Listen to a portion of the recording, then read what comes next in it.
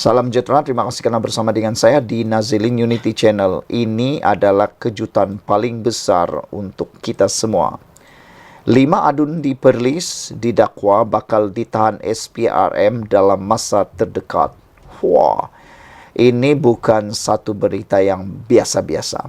Ini bukan satu pendedahan yang biasa-biasa. Bayangkan, kerajaan Perlis itu ialah kerajaan yang dipimpin oleh Parti PAS, Perikatan Nasional. Tetapi bagaimana pula tiba-tiba kerajaan dipimpin PAS, Perikatan Nasional ini yang dikatakan bersih, telus, stabil dan sebagainya, tiba-tiba pula ada spekulasi mengatakan 5 adun di Perlis bakal didakwa bakal ditahan SPRM dalam masa terdekat. Persoalan besar ialah 2. Siapa 5 adun tersebut dan mengapa mereka perlu ditahan SPRM dalam masa terdekat? Seorang pemimpin politik kanan di Perlis mendakwa 5 adun di negeri itu bakal ditahan Suruhanjaya Pencegahan Rasuah SPRM dalam masa terdekat. Ia susulan penahanan anak kepada Menteri Besar Perlis yang ditahan agensi itu hujung April lalu atas dakwaan membuat tuntutan palsu terhadap kerja yang tidak dilaksanakan berjumlah RM600.000. Ketika dihubungi Harapan Daily, ahli politik itu mendakwa identiti 5 adun telah disebut sendiri oleh anak Menteri Besar Perlis, Syafiq, ketika siasatan oleh SPRM. Ahli politik dari Parti Kerajaan Perpaduan itu memberitahu dia peroleh maklumat tersebut dari sumber terdekat yang boleh dipercayai. Namun bila ditanya adakah sumber itu dari pegawai SPRM, dia menafikan. 5 wakil rakyat itu dipercayai pemimpin dari PAS dan Bersatu. Beberapa pegawai SPRM turut dikatakan sudah berada di negeri itu bagi melakukan siasatan. Kata ahli politik berkenan, isu tersebut memang sudah menjadi kecoh di Perlis. SPRM ramai sekarang ni dekat Perlis.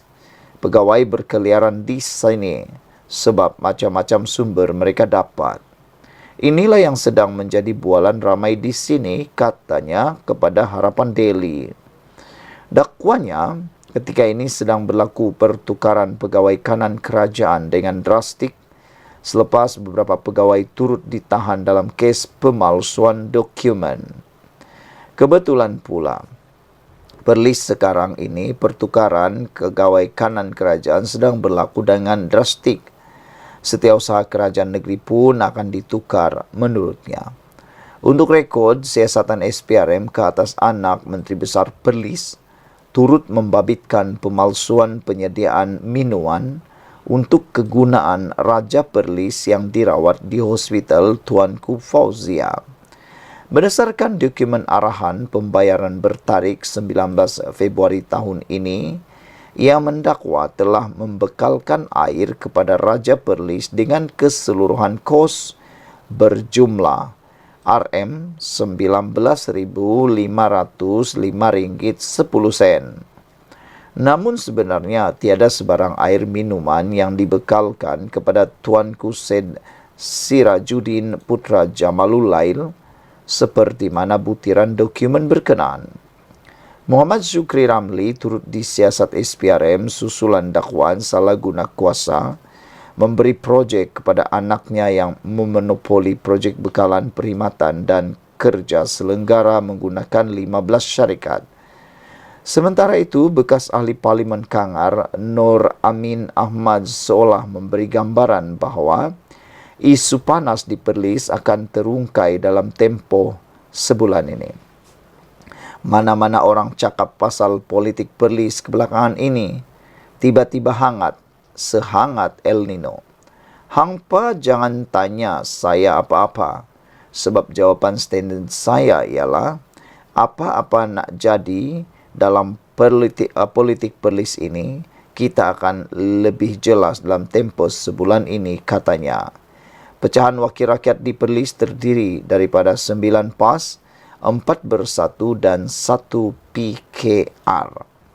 Sekian dulu untuk kali ini. Jangan lupa tinggalkan komen Anda, tekan butang subscribe. Kita jumpa lagi. Bye-bye. Salam sejahtera. Terima kasih kerana bersama dengan saya di Nazilin Unity Channel. Cerita selepas PRK KKB tidak masuk akal kalau Melayu tolak, oleh Norman Rezwan. Saya tidak perlu ulas. Cukup Anda membaca sendiri ulasan dari pengundi awal. Hanya saya ingatkan kata pemimpin yang dimaksudkan pengundi awal. Itu kenapa Perdana Menteri X, Perdana Menteri ke-10 bersama dan membela rakyat, Marhain. Katanya, parti ini parti derita, diangkat oleh rakyat yang susah. Tan Sri, orang kaya, tauke-tauke besar, tidak bersama kita. Teringat saya kaki tangan Lembaga Hasil Dalam Negeri, LHDN, malah kaum keluarga mereka, menulis di media sosial betapa gembira mereka kerana bekerja dalam kerajaan yang tulus, tanpa unsur korupsi dan kronisme. Tiada lagi halangan untuk mereka mengenakan tindakan terutama kepada tauke-tauke besar.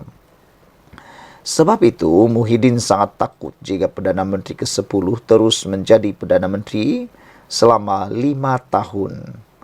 Mana-mana pemimpin dunia yang menentang korupsi akan berjaya membawa negara ke arah kemajuan. Percayalah, 2026, rakyat akan sedar dan nampak reformasi yang dilakukan oleh Perdana Menteri ke-10 Anwar Ibrahim banyak memenangkan rakyat Marhain, bukan lagi menguntungkan golongan kaya semata-mata. Sebab itu, Perdana Menteri yang ke-10 sasar, subsidi bersasar, iaitu fokus untuk membantu orang miskin. Buat apa kita bantu orang kaya yang hanya bertambah kaya? Orang kaya inilah sekarang yang seperti orang kena sawan kerana pendapatan mereka tidak seperti dulu. Sudahlah hilang subsidi dinikmati selama ini, hilang pula kroni atau kartel untuk terus mengaut keuntungan kontrak. Buat rakyat Marhain, teruslah menyokong Perdana Menteri ke-10 untuk melawan perasuah dan melawan golongan elit atau kapitalis yang mengaut kekayaan atas kekurangan atau kelemahan orang miskin. Tidak masuk akal orang Melayu perlu menolak pemimpin yang memerangi rasuah habis-habisan. Tidak masuk akal orang Melayu menolak pemimpin yang membela rakyat Marhain dan bukan berpihak kepada orang kaya yang membuli orang miskin. Saudara-saudara sekalian, ini memang satu perkara yang patut kita semua fahami. Datuk Seri Anwar Ibrahim ialah Perdana Menteri yang membela rakyat. Perdana Menteri Anwar Ibrahim ialah Perdana Menteri yang benar-benar melaksanakan perang habis-habisan terhadap rasuah. Itu sebabnya ramai orang, terutamanya orang-orang yang suka dekat-dekat hidupnya dengan rasuah, kronisme, salah guna kuasa dan sebagainya, tidak suka dengan Anwar Ibrahim. Ramai yang takut, ramai yang bergetar lutut kerana mereka takut terkantoi dengan perkara-perkara tersebut. Saudara-saudara sekalian, yang lebih mengejutkan kita itu ialah itu sebabnya antara sebab Muhyiddin sangat takut jika Perdana Menteri ke-10 terus menjadi Perdana Menteri selama 5 tahun. Saudara-saudara, yang paling penting sekali ialah mana-mana pemimpin di dunia ini yang menentang korupsi akan berjaya membawa negara ke arah kemajuan. Percayalah, tahun 2026 rakyat akan sedar dan akan nampak reformasi yang dilakukan oleh Perdana Menteri yang ke-10, yaitu Anwar Ibrahim, akan banyak memenangkan rakyat Marhain, bukan lagi menguntungkan golongan kaya. Sebab itu, Perdana Menteri yang ke-10 sasar subsidi bersasar, yaitu fokus untuk membantu orang miskin. Buat apa kita bantu orang kaya yang hanya bertambah kaya? Orang kaya inilah sekarang yang seperti orang kanasawan, karena pendapatan mereka tidak seperti dulu. Sudah hilang subsidi dinikmati selama ini. Hilang pula kroni atau kartel untuk terus mengaut keuntungan kontrak. Buat rakyat Marhain teruslah menyokong Perdana Menteri ke-10 Anwar Ibrahim untuk melawan perasuah dan melawan golongan elit atau kapitalis yang mengaut kekayaan atas kekurangan atau kelemahan orang miskin. Tidak masuk akal orang Melayu perlu menolak pemimpin yang memerangi rasuah habis-habisan. Tidak masuk akal orang Melayu menolak pemimpin yang membela rakyat Marhain dan bukan berpihak kepada orang kaya yang membuli orang miskin. Sekian untuk kali ini. Jangan lupa share video ini, tinggalkan komen Anda, tekan butang subscribe. Salam sejahtera, terima kasih karena bersama dengan saya di Nazilin Unity Channel. Kerajaan Madani terus lakar pencapaian cemerlang. Ekonomi Malaysia dijangka atasi anggaran awal. Wow, tahniah diucapkan kepada kerajaan pimpinan Anwar Ibrahim yang luar biasa hebat. Penganalisis menjangkakan pertumbuhan keluaran dalam negara kasar KDNK pada suku pertama 2024 yang akan diumumkan pada 17 Mei ini mengatasi anggaran awal iaitu 3.9% yang dikeluarkan oleh Jabatan Perangkaan Malaysia DOSM baru-baru ini. Rata-rata penganalisis meramalkan kadar pertumbuhan ekonomi Malaysia berkembang lebih 4.0% pada suku terbabit berbanding pertumbuhan sebanyak 3.0% pada suku keempat 2023. Jangkaan pertumbuhan yang lebih baik itu dibuat berdasarkan petunjuk output dan aktiviti sektor ekonomi utama yang positif setakat ini.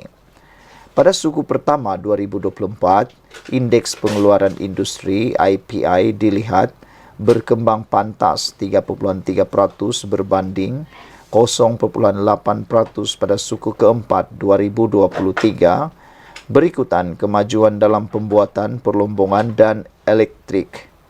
Ketua Ahli Ekonomi Bank Muamalat Malaysia Berhad, Dr. Muhammad Afzanizam Abdul Rashid berkata, pihaknya menjangkakan pertumbuhan KDNK suku pertama tahun ini adalah pada paras 4.0% disokong perbelanjaan swasta. Beliau berkata, pasaran buruh yang kekal stabil dengan kadar pengangguran yang rendah 3.3% bermakna ramai rakyat Malaysia yang mempunyai pekerjaan dan menerima pendapatan. Data seperti perdagangan runcit terus meningkat sebanyak 7.1% kepada RM62.8 bilion pada Mac, berbanding pertumbuhan 5.8% pada bulan yang sebelumnya. Selain itu, sektor luaran juga dijangka membantu dengan sektor pembuatan telah pun mencatatkan pertumbuhan positif sebanyak 2.1% pada suku pertama setelah berada di paras negatif bagi suku keempat dan ketiga pada tahun 2023 berdasarkan pecahan data IPI, katanya lapor berita harian. Dalam masa sama, Muhammad Afzanizam berkata, sektor lain seperti pembinaan, pertanian dan perlombangan juga mencatatkan bacaan yang baik pada suku pertama. Menurutnya, jumlah kerja yang disiapkan bagi sektor pembinaan meningkat sebanyak 14.2% pada suku pertama berbanding 6.8% pada suku keempat tahun 2023. Katanya lagi, pengeluaran minyak sawit mentah MSM meningkat 3.4% pada suku pertama, manakala sektor pertumbuhan sektor pelombongan meningkat 5.9% berbanding 3.7% sebelum ini. Saudara-saudara sekalian, dengan pencapaian luar biasa ini dijangka kerajaan akan tetap bertahan sehingga sekurang-kurangnya 5 penggal lagi parlimen. Sekian dulu untuk kali ini. Jangan lupa tinggalkan komen Anda, tekan butang subscribe. Kita jumpa lagi. Bye-bye. Salam sejahtera, terima kasih karena bersama dengan saya di Nazilin Unity Channel. Selepas ini, isu 3R tak boleh main sudah. Timbalan Perdana Menteri dedah intipati MOU untuk Perikatan Nasional. Dengan kata lain, selepas ini, habislah modal untuk berkempen Perikatan Nasional. Timbalan Perdana Menteri Datuk Seri Fadillah Yusof hari ini mendedahkan beberapa intipati daripada dalam memorandum persefahaman MOU yang perlu ditandatangani pembangkang sebelum kerajaan menyalurkan peruntukan kepada blok itu. Walaupun tidak banyak yang dikongsikan, namun syarat paling yang dinantikan semua pihak adalah larangan menggunakan isu 3R, iaitu agama, kaum dan raja. Kata Fadillah, perincian selebihnya sedang dimuktamadkan untuk diserahkan kepada majlis tertinggi semua parti politik dalam kerajaan serta pembangkang untuk diluluskan. Kita masih memperincikan draft, tetapi gambaran MOU sudah saya berikan. Apa kandungannya? Iaitu pertama, untuk fokus supaya semua ahli parlimen ini melihat bagaimana untuk membangunkan dan memulihkan ekonomi negara. Kedua, untuk memastikan kestabilan supaya kita dapat menarik seramai mungkin pelancong dan mengelakkan perkara yang boleh menyebabkan perpecahan tentang 3R, raja, bangsa dan agama dan sebagainya. Katanya lagi, mesyuarat Majlis Pimpinan Tertinggi Sekretariat Kerajaan Perpaduan yang dipengerusikan Perdana Menteri Datuk Seri Anwar Ibrahim sebelum ini pada dasarnya bersetuju mengagihkan peruntukan kepada ahli parlimen pembangkang, tetapi mahu MOU di antara kedua-dua pihak dirangka terlebih dahulu. Bagaimanapun, Perikatan Nasional memaklumkan akan membuat keputusan selepas meneliti terlebih dahulu syarat dalam draft MOU yang sedang disiapkan kerajaan. Saudara-saudara sekalian, ramai netizen dan juga penganalisis politik sebenarnya memuji dan menyambut baik sekiranya Perikatan Nasional sanggup menandatangani MOU tersebut. Kerana sebelum ini, dalam kerajaan Perikatan Nasional, Barisan Nasional sebelum ini dipimpin oleh Perdana Menteri Ismail Sabri Yaakob, duluan telah pernah dibuat, iaitu apabila pembangkang pada waktu itu iaitu Pakatan Harapan telah sanggup menandatangani MOU untuk menjaga kestabilan politik di Malaysia pada waktu itu. Ismail Sabri Yaakob dapat meneruskan langkah mentadbir negara ini dengan begitu baik sekali. Selepas MOU itu berjaya ditandatangani antara kerajaan Perikatan Nasional BN dengan ditandatangani oleh PH, dipimpin oleh Ketua Pembangkang pada waktu itu iaitu Anwar Ibrahim. Oleh sebab itulah, tiada sebab untuk Perikatan Nasional menolak MOU ini. Kerana sebelum ini, Perikatan Nasional pun pernah mewujudkan MOU bersama Pakatan Harapan supaya Pakatan Harapan tak kacau. Tiada kacau, tiada isu undi tidak percaya di parlimen yang boleh menyebabkan ketidakstabilan politik di negara ini, pentadbiran, ada gangguan. Jadi sebab itulah ramai netizen bersetuju antara yang paling ditunggu-tunggu ialah isu 3R tidak boleh lagi dimainkan di dalam mana-mana kempen, ceramah maupun apa sekalipun, sama ada dalam kerajaan maupun Perikatan Nasional. Kalau benar Perikatan Nasional mempunyai modal yang lain, mereka patut menandatangani MOU ini. Tapi kalau benar mereka tak mahu tanda tangan MOU itu, bermaksud mereka berniat untuk terus memainkan tema isu 3R di dalam kempen dan ceramah mereka. Jadi, rakyat sudah tahu bahawa kalau PN nak menandatangani, bermaksud mereka berhenti untuk mengguna tema 3R dalam mana-mana isu, ceramah maupun kempen. Tetapi kalau mereka tak setuju menandatangani MOU ini, makna kata awal-awal lagi kita dah tahu Perikatan Nasional mahu meneruskan tema kempen mereka yang menyentuh 3R. Sekian dulu untuk kali ini. Jangan lupa tinggalkan komen Anda. Ikuti terus ulasan dalam channel ini. Salam sejahtera. Terima kasih karena bersama dengan saya di Nazlin Unity Channel. Hore, hore, hore, hore, hore. Tahniah diucapkan kepada Pakatan Harapan Barisan Nasional Kerajaan Pimpinan Anwar Ibrahim kerana telah memenangi, bukan sekadar memenangi pilihan raya PRK KKB, tetapi kali ini berjaya memenangi hati rakyat. Jauh lebih besar daripada kemenangan kerusi Dewan Undangan Negeri PRK DUN, Dewan Undangan Negeri Kuala Kubu Baharu. Bukan kemenangan kerusi itu yang penting, tetapi kemenangan atas jiwa dan hati para pejabat awam itulah yang lebih penting. Akhirnya, penganalisis politik mengatakan anggota beruniform kembali menyokong kerajaan buat pertama kalinya. Wow, ini memang luar biasa. Saudara-saudara sekalian, bayangkan kehebatan kerajaan sekarang Anwar Ibrahim yang telah berjaya memancing semula, menambat semula, memenangi semula hati anggota beruniform. Kalau sebelum ini anggota beruniform ramai yang menyokong pembangkang Perikatan Nasional maupun berada di atas pagar. Tetapi kali ini Anwar Ibrahim dilihat telah pun berjaya memenangi, memancing undi semula daripada mereka. Dan ini satu kegagalan yang sangat besar kepada Muhyiddin Yassin dan juga angkatan kempen beliau yang tak pernah gagal menggunakan tema yang sudah lapuk, yaitu tema agama dan juga tema kaum dan tema pecah belah. Hari ini terbukti kali pertama Anwar Ibrahim, Kerajaan Madani, berjaya memikat semula hati anggota beruniform. Saudara-saudara sekalian, bagi saya, selain PH, keperluan UMNO untuk bersama-sama bekerja keras bukan sekadar untuk kemenangan Pang Syok Tau, tetapi demi mengembalikan keyakinan ahli UMNO dan orang Melayu bahawa parti itu masih relevan.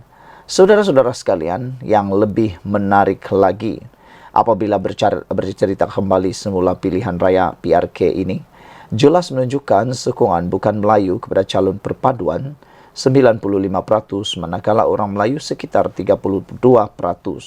Lebih menarik ialah apabila selesai dikira undi pos bagi para pengundi undi pos yang diketahui adalah anggota beruniform, kini diketahui Parti Pakatan Harapan telah berjaya merampas 592 undi berbanding Perikatan Nasional yang hanya dapat 156 undi.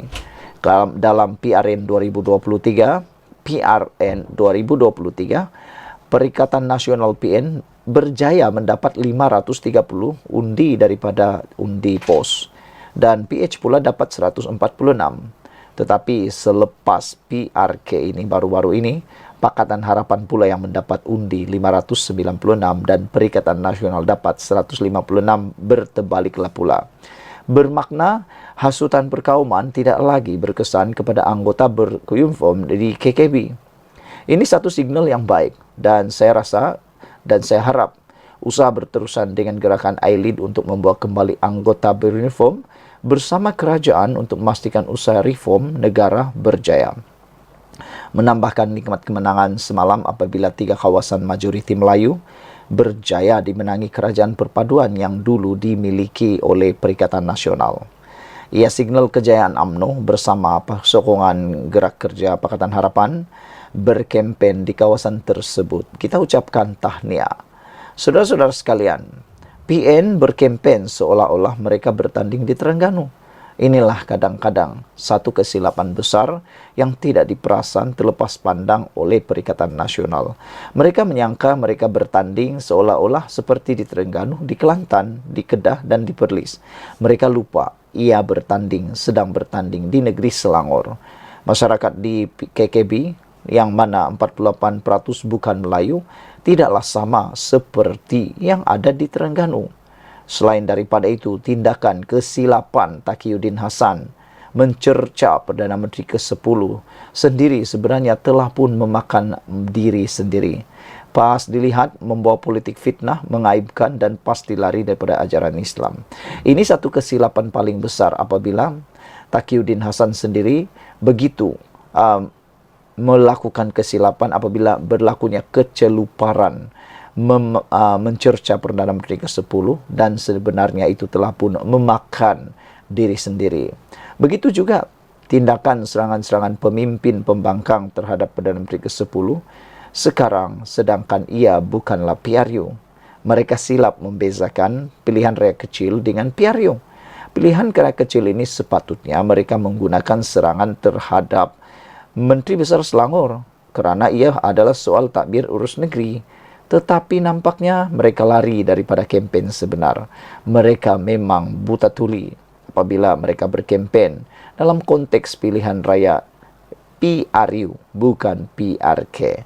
Mereka tidak banyak bercakap tentang permasalahan setempat. Mereka tidak bercakap ramai banyak tentang rakyat Melayu yang ada di KKB, yang mana ianya perlu bercakap tentang permasalahan setempat.